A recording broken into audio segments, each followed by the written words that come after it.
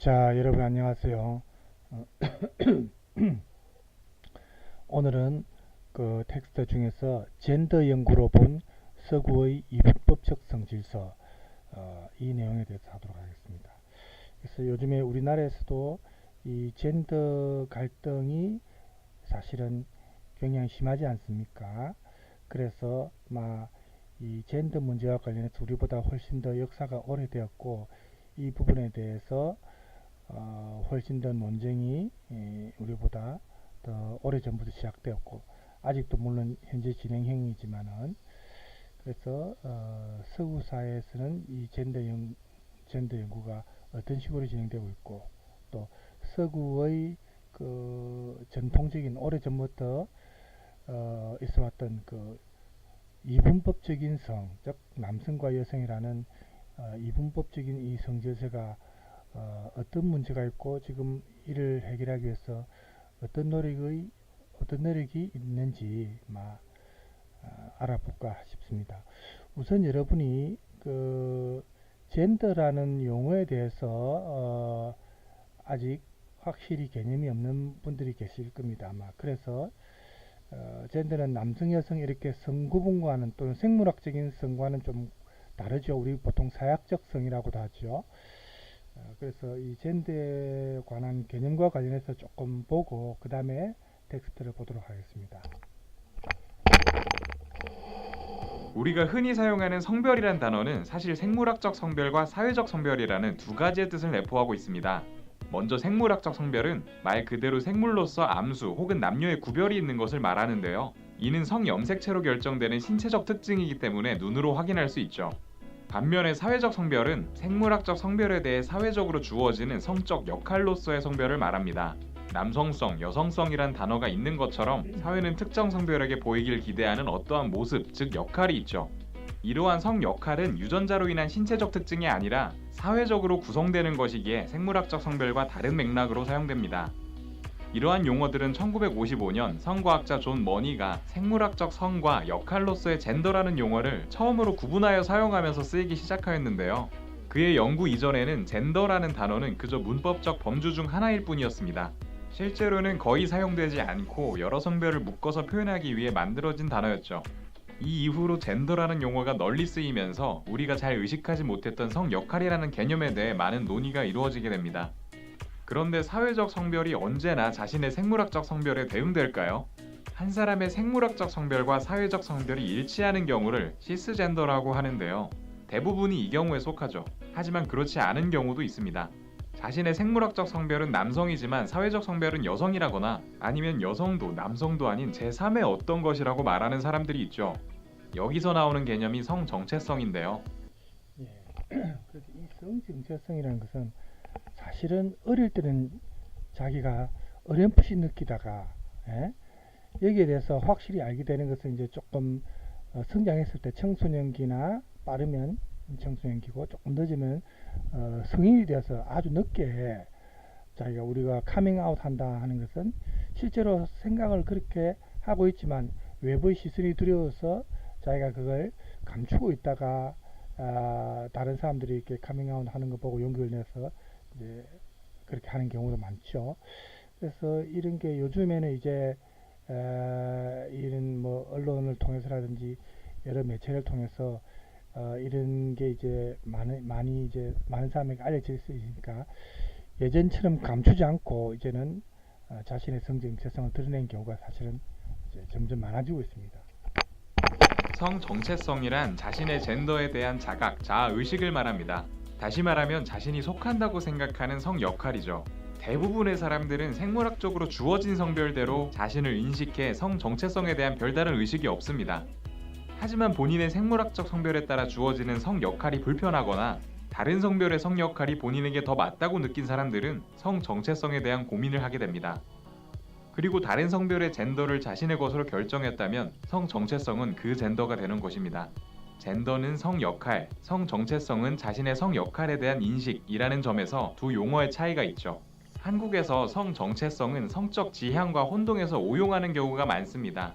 이 둘은 완전히 다른 단어인데요. 성적 지향은 흔히 말하는 동성애, 양성애처럼 성별에 대한 지향성을 말하죠. 쉽게 말하면 성 정체성은 자신이 어떤 성별이라고 생각하는지에 대한 것이고 성적 지향은 자신이 어떤 성별에 끌리는지에 대한 것입니다. LGBT란 성소수자들을 가리키는 약어로 성소수자 인권 운동에서 주로 쓰이는 단어입니다. 성소수자란 앞에서 말씀드린 생물학적 성별, 성정체성, 성적 지향 등을 포함하여 성적인 부분이 다수 집단에 속하지 않는 사람들을 의미하죠. LGBT가 길게는 LGBTAIQ라고도 불리는데요. 각각 레즈비언, 게이, 양성애자, 트랜스젠더, 무성애자, 간성, 퀘스처너의 앞글자를 따 줄인 것입니다. 하나씩 간단하게 살펴보면 레즈비언은 여성인 동성애자, 게이는 남성인 동성애자를 뜻하고 양성애자는 동성과 이성 모두에게 성적 끌림을 느끼는 사람을 말합니다. 트랜스젠더는 젠더가 생물학적 성별과 다른 사람을 뜻하죠. 성전환 수술을 받은 사람만을 뜻한다고 오해하기 쉽지만 실제 의미는 자신의 성 정체성을 고민하다가 주어진 성별과 다른 젠더를 느끼기만 하면 트랜스젠더입니다. 무성애자는 누구에게도 성적 끌림을 느끼지 않는 사람입니다. 간성은 인터섹스라는 단어에서 알 수 있듯 생물학적 성별이 남성과 여성의 사이에 있는 사람을 의미합니다. 양성의 신체적 특징을 모두 가지고 있어 간성이죠. 이 정도에서 우리가 젠더에 대한 그 개념을 우리가 알기 위해서니까 남은 부분을 생략하고요. 그 다음에 이제 최근에 우리 사회에서 그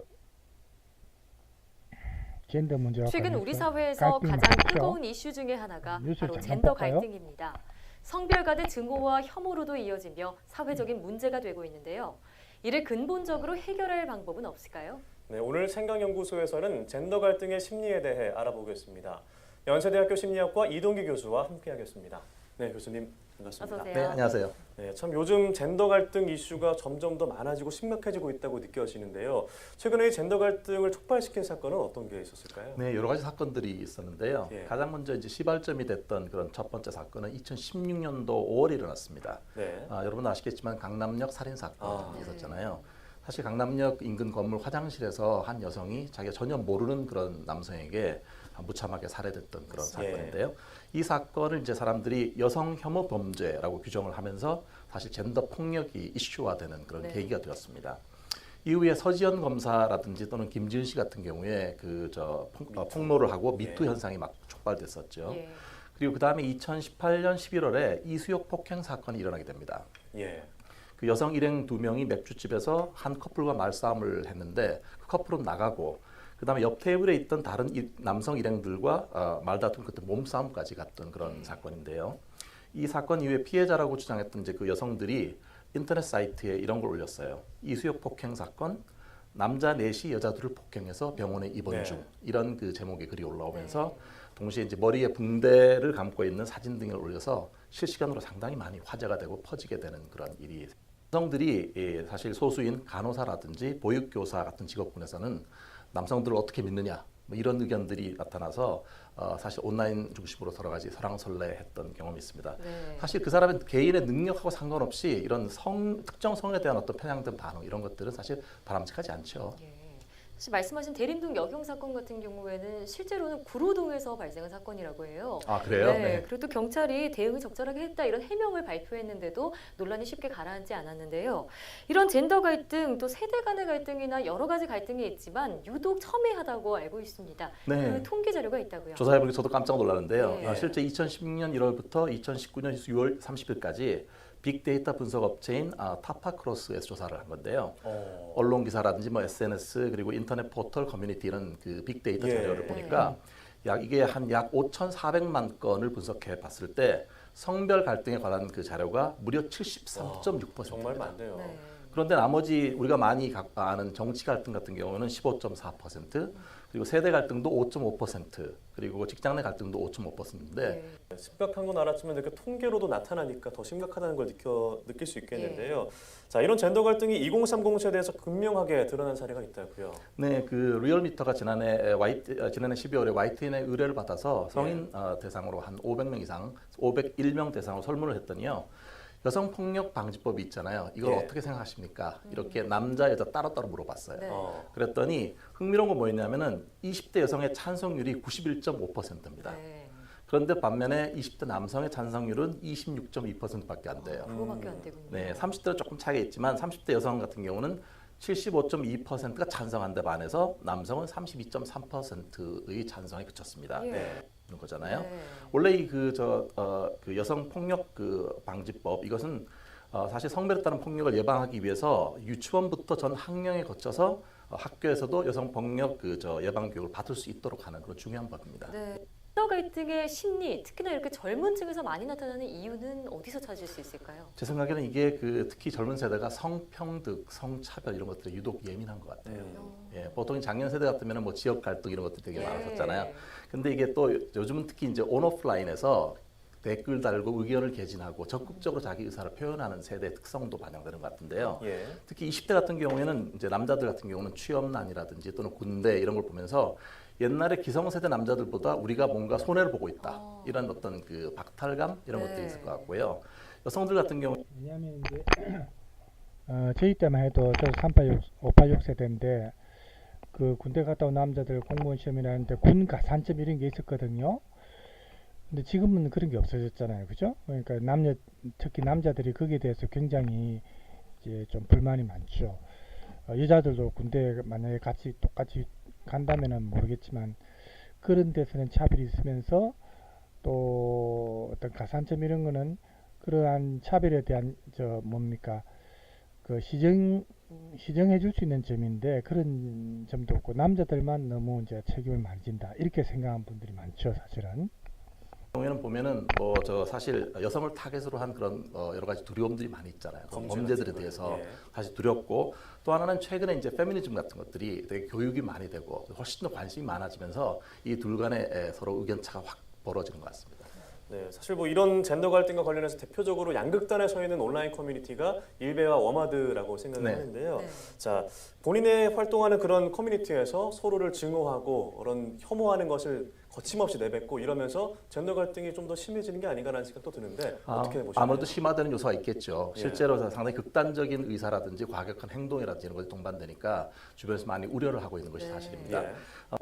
저는 또 개인적으로 선거 때라든지 보면 정치인들이 예전에는 지역 갈등을 조장해서 자기한테 유리한 그 표를 획득하고 이랬는데 요즘에는 이런 어떤 젠더 갈등을 또 촉발시켜서 자신들한테 또 유리하게 하는 경우가 많습니다. 그래서 우리가 이 정치인들의 농간에 또 좀 놀아나서도 안 되겠고, 그죠? 그런 점도 사실은 필요합니다. 실제로 그 일베는 일간 베스트죠. 거기서는 여성 혐오라든지 장애인인 또는 성소수자에 대한 비하, 또 극우 성향을 보여주는 그런 사이트이고요. 네. 워마드는 남성 혐오 그리고 극단적인 여성 우월주의 이런 것들을 표방하는 그런 사이트입니다. 그런데 이제 이 두 커뮤니티와 관련해서 여러 가지 사건 사고가 많이 생겨서 많은 사람들이 우려를 하고 있는데요. 2017년 2월 같은 경우에 일베에 그 여고생을 납치해 성폭행하겠다라고 하는 글이 올라와서 사실 그 글을 올린 30대 남성이 실제로 항소심에서 또 지금 실형을 선고받은 상태에 있습니다. 예. 2018년 11월에는 여성 몰카 사건이 대두되면서 관련되었던 일베 회원 13명이 경찰에 입건되기도 했고요. 이런 거를 우리가 더 배워가는 그런 과정에서 사실 아무런 도움이 되지 않는다고 저는 생각을 하거든요. 그렇습니다. 상당히 많은 우려를 자아내고 있습니다. 예. 이 말씀하신 극단적인 커뮤니티의 일부 행동들이 성인지 감수성을 높이려는 많은 사람들의 노력에 찬물을 끼얹고 있는 건 아닌가 이런 우려도 드는데요. 이렇게 젠더 갈등이 계속 심화한다면 어떤 문제가 생길 수 있을까요? 제 생각에는 이게 계속되고 과도하게 비난하고 과격하게 행동하고 그러면 사람들이 잘 듣질 않게 되죠. 네. 그리고 다른 성은 필요 없어, 남자 필요 없어, 여자 필요 없어 이렇게 극단적으로 무용론까지 가는군요. 갈 수도 있다고 예. 생각되고요. 또 지금 보지만 극단적인 것들에 따라서 때에 따라서는 상대 성을 향한 어떤 범죄라든지 이런 걸로 치달을까봐 걱정이 됩니다. 네, 이게 뭐 한순간에 해결은 어렵겠지만 이런 젠더 갈등을 해소하고 성평등이나 다른 문제를 좀 해결할 수 있는 건강한 논의를 하려면 어떻게 해야 될까요? 그래서 이게 쉬운 문제가 아닌데 그렇죠. 그만큼 중요한 문제이기도 합니다. 네. 우리에게. 그래서 첫 번째는 상대의 성을 무조건 싸잡아 비난하는 일종의 뭐라 그럴까요? 과잉 일반화? 과잉 일반화. 남자는 다 그래, 여자는 다 그래 이런 거 예. 또는 한쪽 성은 맞고 다른 쪽 성은 틀렸어 이렇게 말하는 이분법적인 사고 네. 이런 예. 것들을 우리가 좀 지향할. 오늘 우리가 볼 텍스트도 그런데 이분법적인 이렇게 아군 적군 나 타인 이렇게 이분법적으로 나누는 이게 가장 문제죠. 필요가 있겠습니다. 상대성을 굴복시켜야 될 그런 대상이 아니라 함께 사실 어떻게 보면 서로 소통을 하면서 서로가 성장할 수 있는 중요한 파트너라고 보는 것이 중요하겠죠. 예. 남녀 이전에 한 인간이라고 하는 사실을 잊지 말아야 할 것 같습니다. 두 번째는 사실 제 생각에는 가정과 학교에서 어릴 때부터 교육이 되게 중요한 것 같아요. 아까 성인지 감수성 말씀하셨지만 네. 서로 상대성을 존중하는 것들을 보고 자라는 게 되게 중요한데 특히 네. 가정에서 부모가 어떤 행동을 할 때 상대성에 대한 존중하는 그런 대화를 보여준다면 배려하고요. 예, 그럼 자식들도 자연하게 그렇게 내면화할 수 있는 기회가 되잖아요. 네. 하나의 부모가 자식이 하나의 거울이 될 수 있도록 노력해야 되겠습니다. 네. 마지막으로는 이제 언론과 방송도 저는 좀 노력을 해야 된다고 생각합니다. 물론 많이 노력하시지만 어떤 일부 언론, 황색 언론 같은 경우에는 아주 자극적이고 서로 이렇게 보면은 화가 나게끔 이렇게 기사를 쓰잖아요. 그런 네. 것들이 지금 젠더 갈등을 증폭시킬 수가 있기 때문에 어떤 방송 윤리 강령이라든지 이런 것들 다시 한번 재점검하고 네. 사실 그러니까 상대성에 대해서 비판하고 혐오하는 것이 어느 누구에 도움이 되지 않는 것 같아요. 네. 그러니까 사실 젠더 감성은 대단히 중요한 문제인데 그와 동시에 서로 상대에 대해서 어떻게 극단적으로 배제하는 그런 마음이 아니라 소통하려고 하는 그런 마음 자세, 태도 네. 그런 것이 절실하게 필요한 시점이라고 생각합니다. 예, 네. 맞습니다. 이 정도 하고요. 그래서 지금 이렇게 우리나라에서도 젠더와 관련해서 이렇게 지금 사실은 갈등이 많고 문제가 좀 사실은 심각합니다. 그래서 우리가 오늘 이 텍스트를 뭐 보는 이유도 우리보다 훨씬 더 이 젠더와 관련해서 역사가 오래된 게 서구 사회니까.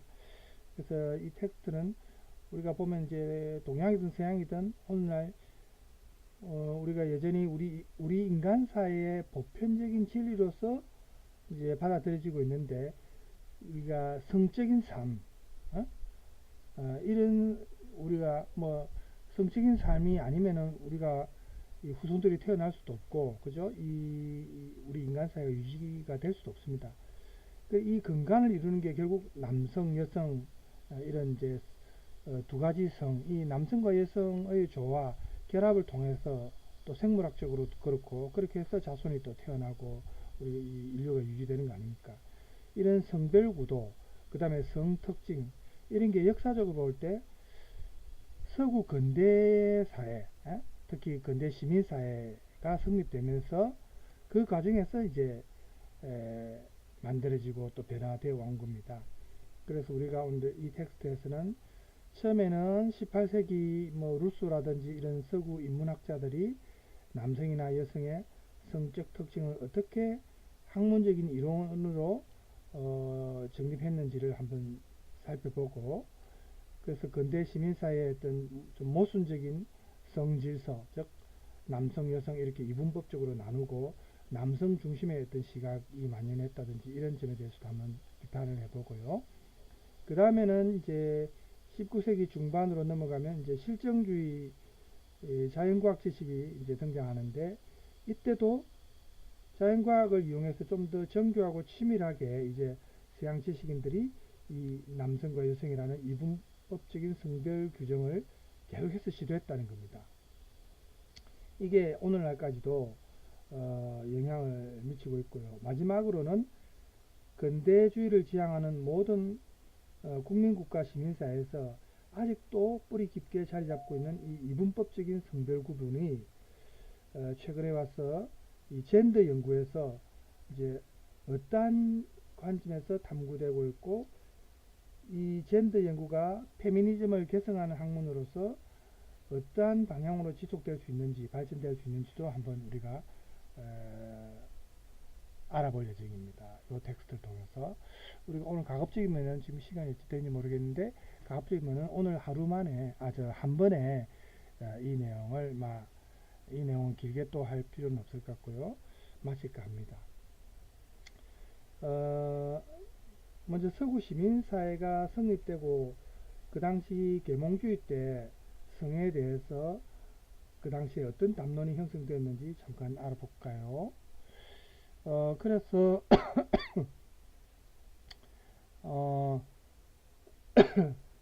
18세기 이제 유럽에서 보면은 이제 그 당시에 이제 자유와 평등에 점점 사람들이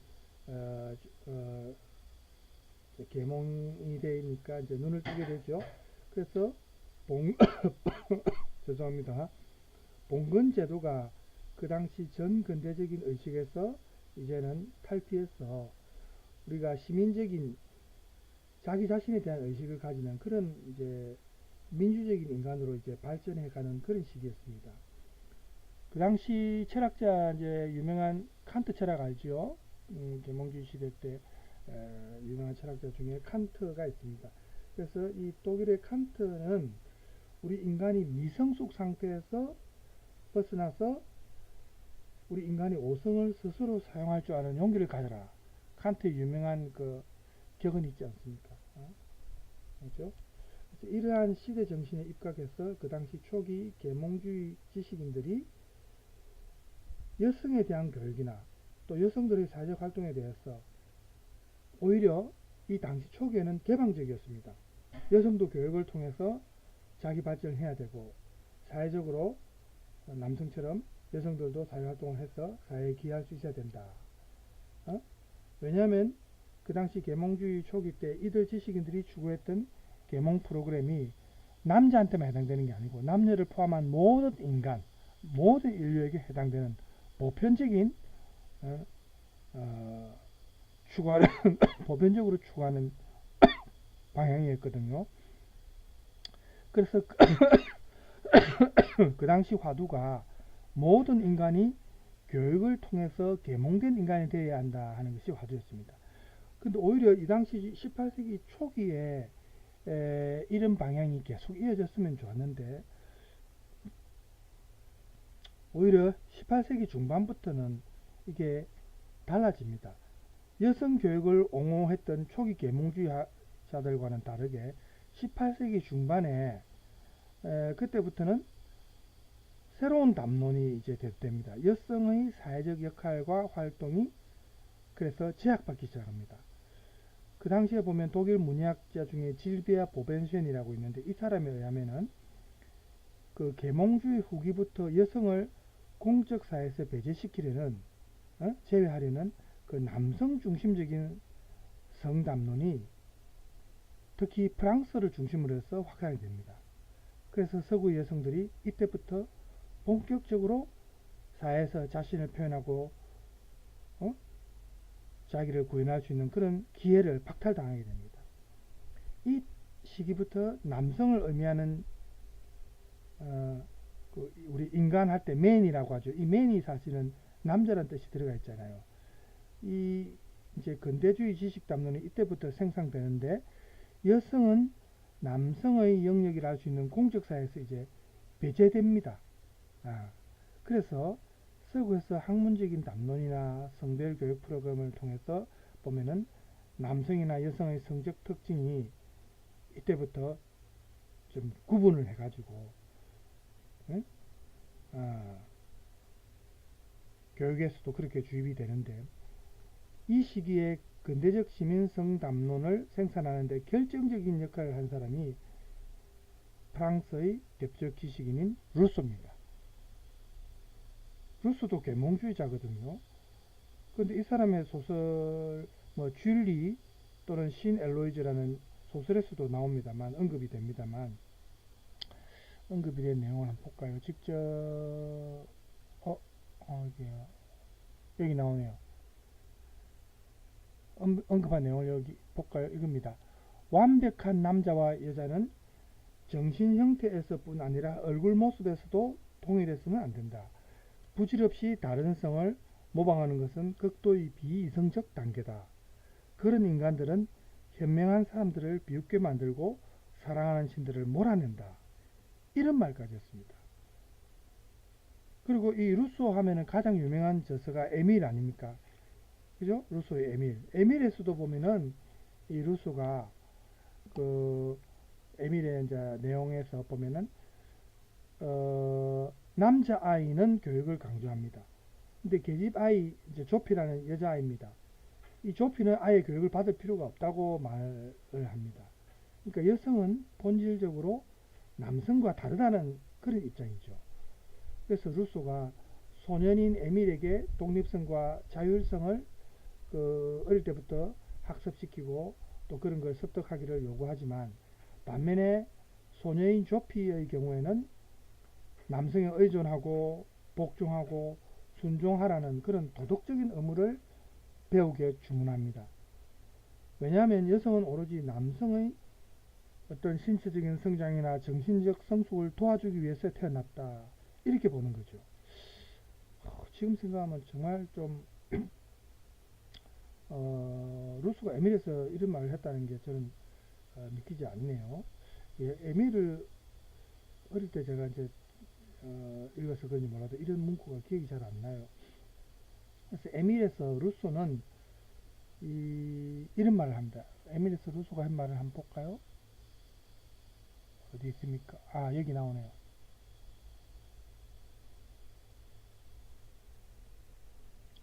속박에 익숙하게 되는 것.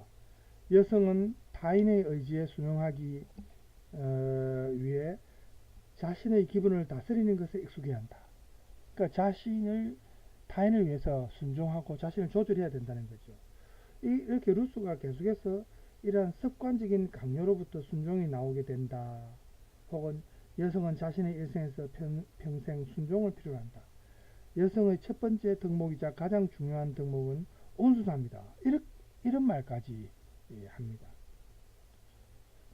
그러니까 루소가 이 조피라는 소녀의 역할을 남자아이가 독립적이고 자유적 인간으로 성장하도록 옆에서 양육하고 보살피고 도와주는 존재로 이제 계속 이 에밀에서 서술하거든요. 이러한 성적 역할만이 여자아이로 태어난 조피가 제대로 된 삶을 살아가는 유일한 목적이다. 삶의 의미다. 이렇게 이제 보는 거죠. 그래서 루소가 이 당시에 이제 그 사례로 든 게 고대 도시 국가인 스파르타 여성들의 삶입니다. 우리가 그 영화 300에서도 나오지만 스파르타 알죠? 그 스파르타 여성들의 삶을 모범적 사례로 보는데 그 당시 고대 시민 국가의 젊은 여성들은 결혼을 하면서 공적 사회에서 사라집니다. 가정에서 오로지 가사에 종사하고 오로지 가족만을 보살폈습니다. 이것이 자연과 이성에 의해 지시된 여성적 삶의 양식이다. 이렇게 이제 루소는 보고 있는 겁니다.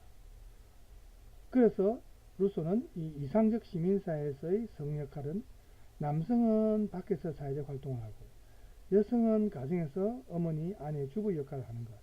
이렇게 이제 분명히 이분화한 겁니다. 자연 법칙과 신의 섭리에 입각해서 루소가 이렇게 여성을 규정한 거예요. 이게 19세기, 20세기를 거쳐서 이 시민사회의 전형적인 여성상으로 이제 받아들여지면서 21세기인 오늘날까지도 영향력을 끼치고 있는 겁니다. 참 대단하죠. 우리나라 조선시대, 우리나라도 예전에 그랬지만 우리는 이제 좀 더 심했고 이제 계급화까지 이제 신분이 이렇게 나눠지기까지 했지만 서구사에서도 이게 20세기까지 이어졌다는 겁니다.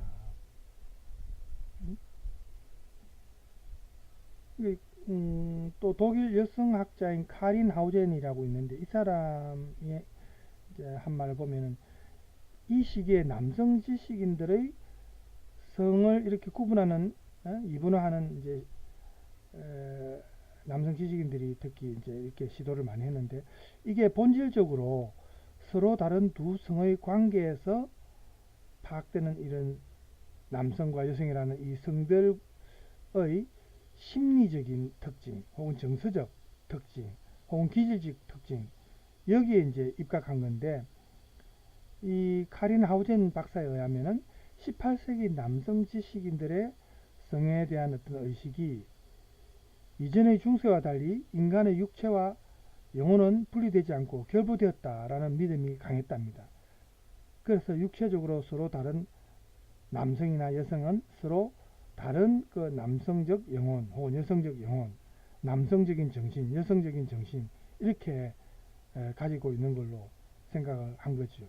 즉 인간은 단순히 육체적으로 구분되는 남자와 여자로 이 세상에 태어나는 게 아니고 본질적으로 서로 다른 영혼, 서로 다른 정신이나 심리, 뭐 기질, 남성과 여성이 이렇게 태어났다는 겁니다. 그래서 이 하우젠 박사에 의하면은 그 당시 남성 지식인들이 보면은 남성과 여성을 서로 다른 성적 특징으로 이렇게 구분하는데 예를 들면 남성은 능동적이고 여성은 수동적이다. 남성은 이성적이고 여성은 감성적이다. 남성은 독립성이 강하고 여성은 의존성이 강하다. 남성은 강하고 여성은 부드럽다. 뭐 이렇게 대립되는 상으로 구분한 겁니다. 이러한 구분을 자연의 섭리 혹은 신의 섭리 이렇게 보통 얘기했다는 거죠. 그래서 이 여성이 신체적으로 뿐만 아니라 지적, 정신적, 기질적으로 남성과 다르다는 것이 이미 루소 때부터 나타났죠. 이렇게 루소가 성별을 구분한 것은 그 당시 근대주의 국민국가로 발전하고 있던 영국이나 프랑스나 독일 사회에서 사실은 공통적으로 확산되고 있던 그런 입장이었습니다. 특히 그 루소의 여성성을 규정한 걸 보면 여성은 좀 내향적이고 감상적이다라는 이렇게 여성성을 루소가 그렇게 규정을 한 거는 인간 삶의 모든 영역에 침투하면서 이런 남성과 여성을 이분법적으로 그 가치 체계를 나누는 것, 여기에 토대를 두고 서양의 시민사회에 어떤 문화가 형성될 때 많은 영향을 끼쳤다는 겁니다. 예를 들어서 우리 독일 계몽주의 시대 때 레싱의 드라마 에밀리아 갈로티라고 유명한 작품이 있죠. 여기 보면 그 당시 성담론인 이 루소의 남성과 여성에 대한 이원론적인 이런 성별 규정이 이 작품에도 나오거든요. 감상적인 여성의 영역인 가정이라는 것이 시민적 미덕이 지배하는 평화롭고 조용하고 좀 친밀한 사적인 공간으로 그렇게 나오고, 남성의 활동 영역인 공적인 뭐 궁전사회라든지 이런 데는 보면 업무나 관계 이런 악덕이 지배하고 비정하고 냉혹한 경쟁적인 그런 어떤 공간으로 묘사가 되고 있지 않습니까? 작품 속에서 보면. 그래서 이때 우리가 주목할 부분은 이렇게 이분법에 의해서 그 당시 감상적인 시민 여성을 규정하는 것은 그 이후에 여성을 공적 사회로부터 배제하는 성차별로 이어졌다는 겁니다. 네? 루소가 이렇게 이분법적으로 나눈 여성과 남성 이렇게 나눈 이 성담론의 영향이 이렇게 영향이 컸다는 거예요. 그래서 1789년 프랑스 혁명을 촉발시켰던 그 천부 인권 사상. 천부 인권 사상은 여러분 아다시피 모든 인간은 평등하게 태어나 누구나 현세의 행복과 자유를 누릴 권리가 있다는, 이게 초기 계몽주의자들의 요구가 이제 천부 인권 사상 아닙니까? 이런 요구가 실제 현실에서 구현될 수 없도록 해버린 거죠. 이렇게 이분법적으로 나누는 성감론 때문에. 그 당시 일부 진보주의 계몽주의 지식인들은 프랑스 헌법에 모든 성인 남성들은 투표권이 있는데 왜 여성은 투표권에서 제외되는가? 민주주의 국가, 즉 공화국에서 모든 성인 시민들은 투표권을 가져야 한다. 이렇게 문제를 사실은 제기했습니다. 그래서 새롭게 출발한 혁명정부가 여성의 투표권 요구를 했지만 이게 기각됐죠. 정치적 집회에서 여성 참여를 금지하는 법안이 만들어지고 여성의 사회적 진출이 원천적으로 봉쇄됩니다. 그 이유는 여성이라는 성특징이 남성과는 달리 감상적이고 비이성적이고 비합리적이고 감정적이라는 겁니다. 그래서 판단력이나 분별력을 요구하는 공적 사회적 활동에는 이 여성들이 부적합하다. 이런 어떤 잘못된 성담론에 입각한 거죠. 지금 이제 여성 우리 여학생들이 들으면 굉장히 화가 날 내용이지만 역사적으로 그랬다는 겁니다. 이 서구 사회에서 벌써 오래전 이게 얼마나 오랫동안 이어졌습니까? 20세기 초까지 계속 이어졌죠. 그래서 독일 계몽주의자인 칸트가 자기 그린 영원한 평화를 위해라는 글에서 칸트가 이런 말을 했어요. 여성과 재산이 없는 자들에게 선거권을 부여해서는 안 된다. 칸트까지 이런 말을 했습니다.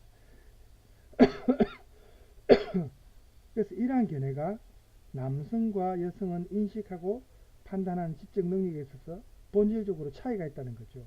이게 루소의 성특징 규정입니다. 이게 전제된 겁니다. 반면에 독일의 낭만주의 문인인 그 프리드리히 슐레겔 형제 알죠? 낭만주의의 대표적인 문인들이죠. 이 프리드리히 슐레겔은 가난과 또 어떤 여성성과 또 추정상의 허약성, 여성은 남자보다 허약하다, 뭐 이런 것 때문에 투표권에서 제외되어야 된다는 것은 정당한 이유가 없다. 이렇게 슐레겔은 말을 했습니다. 그래서 칸트의 견해를 반박하고 여성과 재산이 없는 자들에게도 투표권을 줘야 한다. 이렇게 슐레겔은 주장했습니다. 그러면 이 독일 낭만주의 문인 슐레겔은 루스나 칸트 같이 동시대 지식인들과는 다르게 여성을 남성과 동등한 지적 능력을 가진 그런 인간, 자율적인 인간으로 생각했느냐? 그 당시에 어떤 이분법적인 대립적인 성별 구분, 이거를 반대한 자로서 우리가 볼 수 있느냐? 보벤센이 초기 계몽주의 시대의 여성에게 생각하고 언어로 표현하도록 허용된 것이 이제 다른 여성적 가치를 볼 때 이게 이제는 철회되었다 이렇게 말을 했는데, 슈레겔의 경우도 사실은 여성의 인권을 주장하긴 했지만 여성의 정치나 사회적 권리와 성적 자유를 옹호하는 발언을 하긴 했습니다. 슈레겔도. 그렇지만 결국 이 사람도 남성 중심적인 성적 어떤 시각에서 완전히 벗어나지는 못했어요. 예를 들어서 슐레겔의 소설 작품을 보면 알 수 있습니다. 루친데라는 소설 작품이 있어요. 이 루친데에서 보면은 이러한 여성에 대한 생각이 나타납니다. 슐레겔은 여기에서 이제 여성 주인공 루친데를 소설이 전개될 때 끊임없이 지속적으로 자기 그 애인을 사랑하는 그런 정적이면서 순수한 그런 존재로 묘사를 합니다. 그리고 이 루친데가 사랑한 남자 주인공은 지속적으로 고뇌하고 방황하면서 갈등하는 인물로 묘사됩니다. 그래서 슐레겔은 이 소설의 남자 주인공을 괴테의 소설 주인공 빌헬름 마이스터 혹은 괴테의 소설 주인공 파우스트처럼 현실에서 갈등을 겪으면서 자신의 내적인 모순이나 또 외적인 모순을 지향하면서 발전해 나가는 존재, 자율적이고 독립적인 인간으로 이제 묘사를 합니다. 반면에 여성인 루친데는 자신의 애인을 변함없이 사랑하고 구원으로 이끄는 그런 숭고한 존재, 여성이라는 성적인 존재로만 서술합니다. 그러니까 루친데는 운명이나 환경에 도전하는 남성이 좌절하고 몰락하지 않고 결국에는 삶의 길을 올바로 찾을 수 있도록 옆에서 항상 염려하면서 이끌어주는 그런 역할, 여인으로서의 역할로 그렇게만 묘사가 됩니다. 그래서 이 당시 18세기에 성에 대한 의식이 투영된 이 예술작품에서 여성이 남성을 위해서 존재하고 남성을 위해서만 삶의 의미가 부여된다는 거, 이 시대의 남성 지식인들은 거의 모두가 이 루소의 여성 규정에서 자유롭지 못한 거예요. 슐레겔마저 그랬다는 겁니다. 이 슐레겔이 그 루소가 규정했던 여성의 성의 특징이라 할 수 있는 그 어떤 에로틱한 성적 매력을 예술을 통해서 미학적으로 이제 묘사를 합니다. 그러면서 여성을 남성적 시선에 입각해서 성적 욕망과 유효의 대상으로 만드는데도 일조한 겁니다. 그래서 슐레겔이 사실은 새롭게 나타난 그 시민사회의 바람직한 여성상으로 한편으로는 성적 욕망이 거세된 순수하고 자연적인 어떤 정적인 존재 여성을, 또 다른 한편으로는 남성의 육체적 성적 욕망을 자극하고 충족시켜주는 관능적인 성적 대상, 이렇게 묘사를 하면서 남성 중심의 성적인 상상력을 마음껏 펼쳤습니다. 이런 걸 보면은 이 시기의 남성 지식인들이 여성을 본질적으로 남성 자신들과는 다르게 생각하고 느끼는 그런 존재, 남성과는 다른 이질적인 존재로 생각했다는 걸 우리가 알 수 있겠죠. 그래서 여성을 감상적이고 소극적이고 수동적이고 의존적이고 또 남자하고 비교하면 좀 비합리적이고 비이성적이고, 여성을 이렇게 성적인 특징으로 규정을 한 거예요.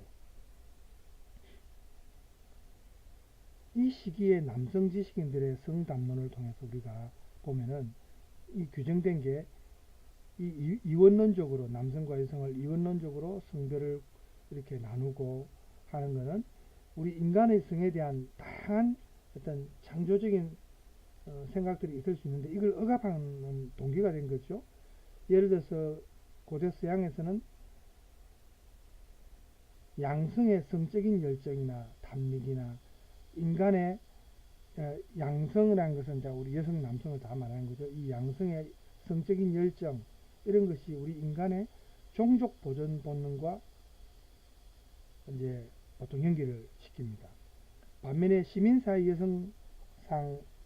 시민사회 여성들의 삶의 모델에서는 보면은 오로지 자식을 낳고 양육하기 위한 수단으로 여성의 성의 의미가 축소됩니다.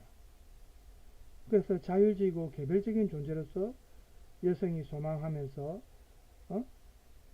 소망하는 그런 성적인 욕망과 성적인 희열은 완전히 차단시킨 거죠. 이 서양 남성 지식인들은 한편으로는 여성을 성적으로 성스럽고 순결한 대상으로 그렇게 이제 묘사하고 또 다른 한편으로는 성적 매력을 가진 그 유혹적이고 또 위험한 대상으로 묘사하면서 남성 중심적인 어떻게 보면 이중적인 잣대, 이중적인 도덕관으로 성문화를 만들어 왔던 겁니다. 그럼 이 남성 지식인들은 왜 여성과 남성을 본질적으로 서로 다르다고 생각하고 서로 다르다고 이제 생각하는 그런 성담론을 계속 펼쳐왔을까요? 이런 이원론적인 가치체계의 토대를 둔 이런 시민사회의 성적 질서, 성적인 구조를 왜 만들어 왔을까? 우리가 그런 의문을 가질 수 있겠죠. 성담론을 주도하는 그 당시 서구 지식인들의 노력이 사실은 보편적인 진리 규명이 아니고 역사적인 어떤 특수한 상황의 남성적 시각에서 어떤 전략적으로 시도한 거다. 이렇게 우리가 만약에 생각한다면 이러한 모순과 갈등이 분명히 드러날 수 있을 겁니다. 그래서 우리가 19세기로 넘어가면은 우리 텍스트 281쪽이죠.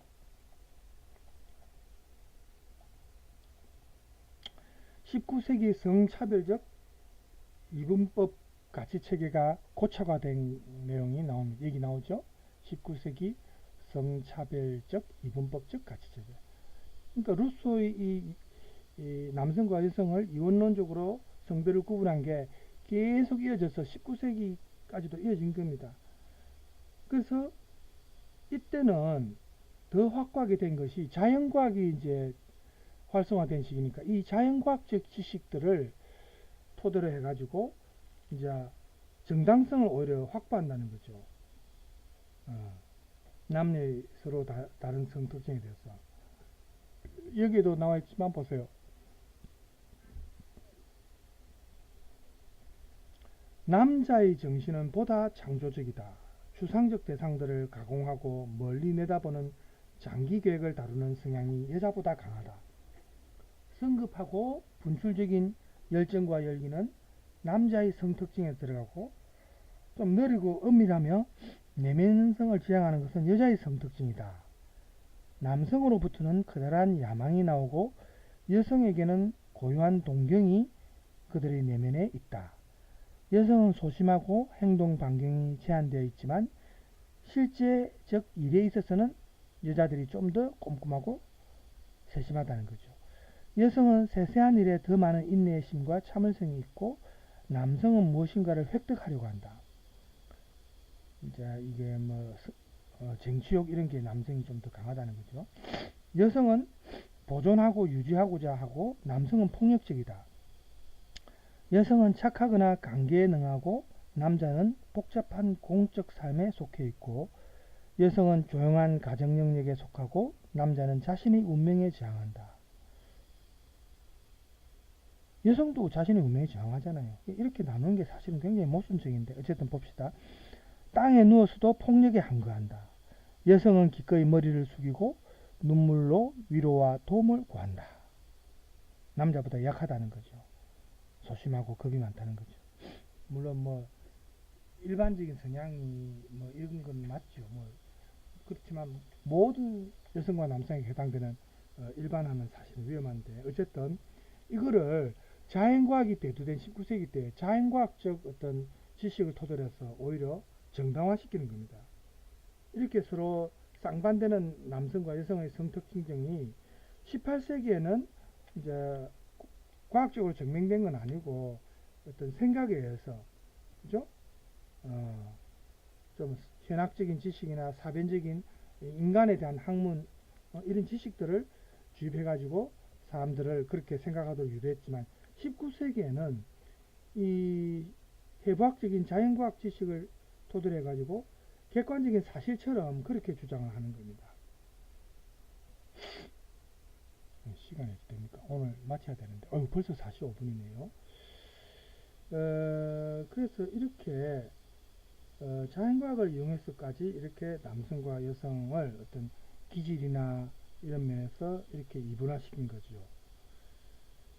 그래서 이 시기에 이제 여성의 몸에 대해서, 신체에 대해서 의학이나 신경생물학이나 이런 자연과학 지식 담론들이 이제 발달하니까 18세기에 남성 문인 지식들이 펼쳤던 성담론을 그대로 이어받아서 답습해가지고 19세기 와서 이들이 여성의 성을 임신이나 출산이나 또 수유 등 아이를 수태하고 양육하는 모성 역할에 이제 한정시킨다든지 여성의 성적 역할을 어머니나 아내나 주부로 규정하는 데 초점을 맞춘 겁니다. 그래서 이 시기에 이들 자연과학자들의 해부학적인 성들 이런 구분을 하는 것은 18세기 인문학자들하고 거의 비슷하죠. 이제 자연과학을 토대로 더 이제 논리를 정당화시킨 거죠.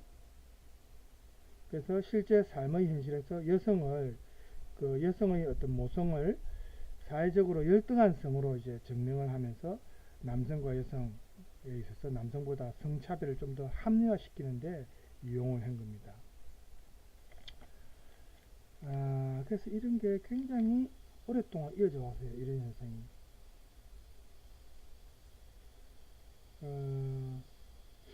이렇게 남성과 여성을 성적 특징을 규정하기 위해서는 신체적으로 구분하는 프로그램이 필요했는데 심각한 문제는 이러한 지식 생산에 의해서 성적 특징 규정이 역사적으로 여성을 억압하고 여성을 배제시키는 이데올로기로 이제 이용이 되어서 일상적인 삶에서도 의식적으로 또 혹은 무의식적으로 이 성차별을 계속 지속시켜 왔다는 겁니다. 이런 현상이 서양의 문명에서 오랫동안 이어져 왔다는 게 사실은 놀랍죠. 그러니까 이런 남성과 여성, 여성 해방운동, 뭐 페미니즘, 뭐 이런 문제가 사실은 대두된 게 그렇게 오래된 게 아닙니다. 기나긴 역사를 통해서 볼 때, 그죠? 우리 텍스트 이제 286쪽에 보면은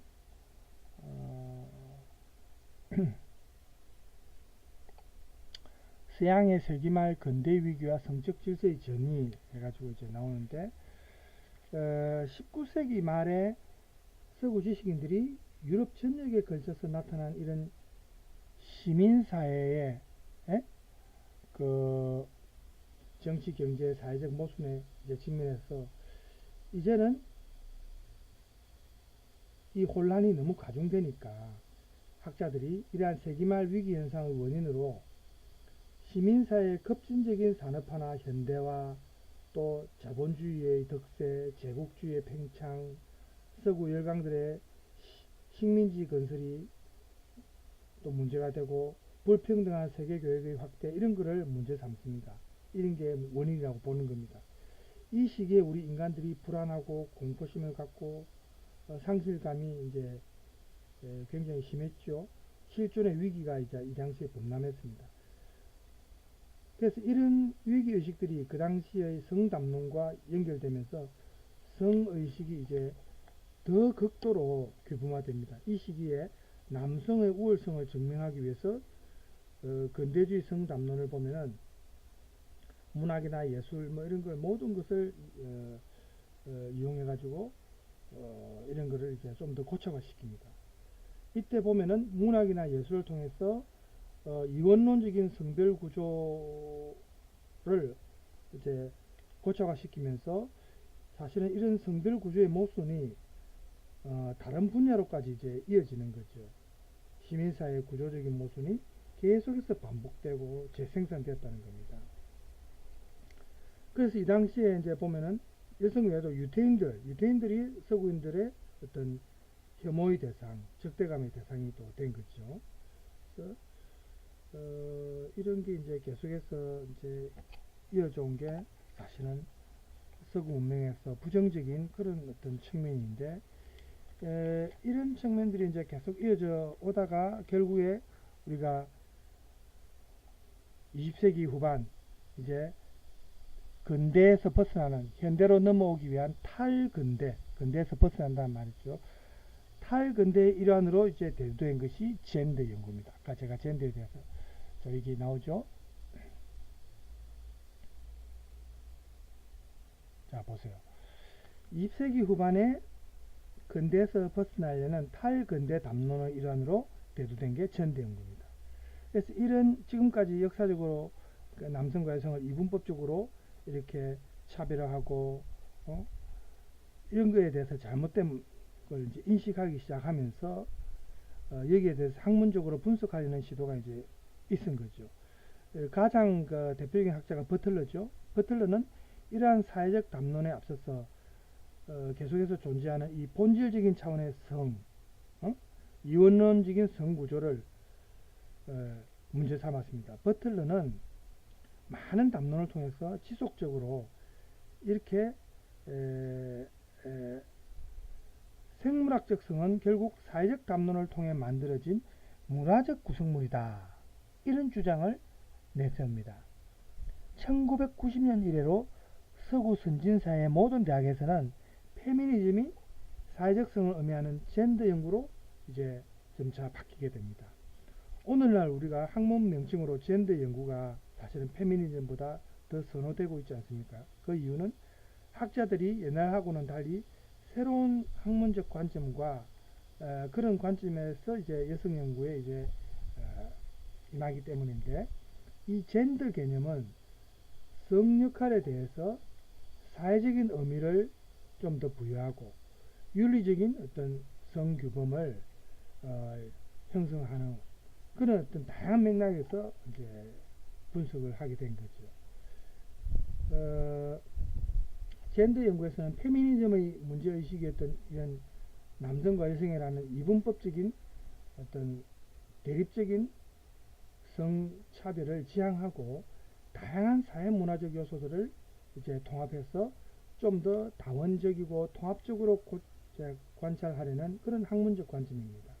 그래서 90년대 이후에 젠더 연구에서는 보면 여성성이나 여성 주체 연구, 또 그 외에도 뭐 남성성에 관한 담론, 사회문화적 구성물로서의 남성성에 대한 연구를 이제 하게 되고, 또 성과 더불어 계급이나 인종, 세대, 지역, 종교 이렇게 다양한 우리 인간의 삶과 연관이 있는 다양한 사회문화적 요인들이 이 젠더 연구의 어떤 대상이 됩니다. 그래서 과거의 남성이나 여성의 관계를 분석하는 것도 물론 진행되지만, 현재 수행되고 있는 이 다양한 젠더화의 사회적인 어떤 실천을 시민사회의 이 구조적인 모순과 연계해 가지고 이제 계속해서 살펴보는 거죠. 이게 필요한 거죠. 그래서 젠더 연구는 우리 인간의 성과 연관되는 이 세상의 모든 현상, 여기에 대해서 탐구하는 학문이고, 이러한 연관된 성을 매개로 시민사회의 구조가 역사적으로 어떻게 구성되고 어떻게 작용을 해왔는지, 또 그 양상이 어떻게 변화하고 발전해 갈 것인지도 분석하는 겁니다. 그렇지만 원래 페미니즘으로부터 이제 출발한 이 젠더 연구가 결국에는 이러한 성차별적인 위계 질서나 이런 구조를 생산해내는 우리 인간 삶의 다양한 권력 구조, 잘못된 이 권력 구조의 메커니즘에 우리가 주목하게 되는데, 이러한 관점은 이 세상에서 억압받는 모든 소수자, 뭐 이건 이제 여성뿐만이 아니고 모든 소수자죠. 모든 약자의 사회 문화적 차별이나 억압의 어떤 본질에 대해서 의미를 분석하는 것이 다 포함됩니다. 결론적으로 말하면 페미니즘에서 출발하고 페미니즘을 개성하는 이 젠더 연구가 근대 서구 시민사회의 구조를 이루는 정치 경제적인 어떤 그런 요소, 사회 문화적인 요소들을 잘못된 그 모순적인 구조들을 이렇게 주목해서 거기에 담겨진 다양한 문화 현상에 대해서 관심을 가지고 연구를 한다는 거죠. 이런 점에서 볼 때 젠더 연구는 남성, 여성 이런 대립 구도를 넘어서서 우리 인간의 삶과 관계되는 모든 영역을 향해서 계속해서 탐구해야 되고 또 그러한 분야에 대해서 항상 열려있고 개방적이고 생산적인 학문이다. 이렇게 우리가 볼 수 있는 거죠. 그래서 오늘은 이 젠더 연구를 통해서 서양 사회의 이분법적인 성질서가 얼마나 역사적으로 오래되어 있고 실제로 이것이 좀 개선되고 연구된 것이 그렇게 오래되진 않았다. 역사가. 그걸 이제 우리가 오늘 이 텍스트를 통해서 알 수 있었죠. 우리 사회도 마찬가지 아닙니까? 지금 뭐 젠더 문제로 갈등이 심한데 결코 우리 사회의 통합을 위해서 조화를 위해서 도움이 되는 현상은 아니죠. 예. 또 정치인들이 이런 걸 자꾸 이용해가 갈라치기 한다. 소위 말하는 요즘 많이 사용하는 표현으로 갈라치기 해서 표를 얻기 위해서 그렇게 이용을 해서도 안 되겠고 우리도 휘둘려서도 안 되겠죠. 자, 시간이 벌써 56분이네요. 1시간 다 됐습니다. 자, 오늘은 이 정도에서 마치고 다음 시간에 다른 주제로 또 만나도록 하겠습니다. 자, 여러분 감사합니다.